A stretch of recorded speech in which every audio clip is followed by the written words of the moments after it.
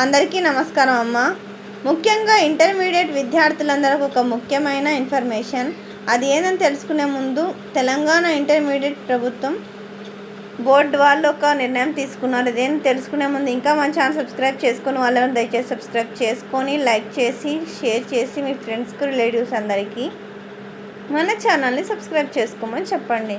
మన channel subscribe చేసుకొని ప్రత్యక్షంగా పరోక్షంగా సపోర్ట్ చేస్తున్న వాళ్ళందరికీ పేరు పేరున ప్రత్యేకమైన హృదయపూర్వక ధన్యవాదాలు. ఇంకా ఆలస్యం చేయకుండా వీడియోలోకి వెళ్ళిపోదాం. ఇంటర్లో తెలుగుకు బదులు సంస్కృతం బోర్డు క్లారిటీ.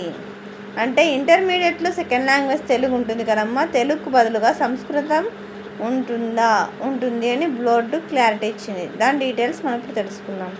తెలంగాణ ప్రభుత్వ జూనియర్ కళాశాలల్లో అంటే ఇంటర్మీడియట్ కళాశాలల్లో సెకండ్ లాంగ్వేజ్గా తెలుగుకు ప్రత్యామ్నాయంగా సంస్కృతం ప్రవేశపెట్టనున్నట్లు వస్తున్న వార్తలు అవాస్తవమని ఇంటర్మీడియట్ బోర్డు స్పష్టం చేసింది.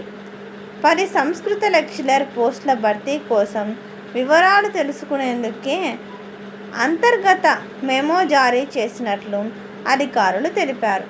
తెలుగు పట్ల ఇంటర్మీడియట్ విద్యాశాఖకు గౌరవం, అభిమానం ఉన్నాయని స్పష్టం చేశారు.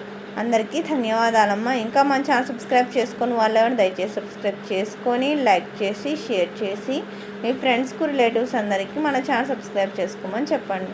నా ఛానల్ సబ్స్క్రైబ్ చేసుకొని ప్రత్యక్షంగా పరోక్షంగా సపోర్ట్ చేసిన వాళ్ళందరికీ పేరు పేరున ప్రత్యేకమైన హృదయపూర్వక ధన్యవాదాలు. అందరికీ ధన్యవాదాలు. దయచేసి వీడియోని మాత్రం స్కిప్ చేయండి.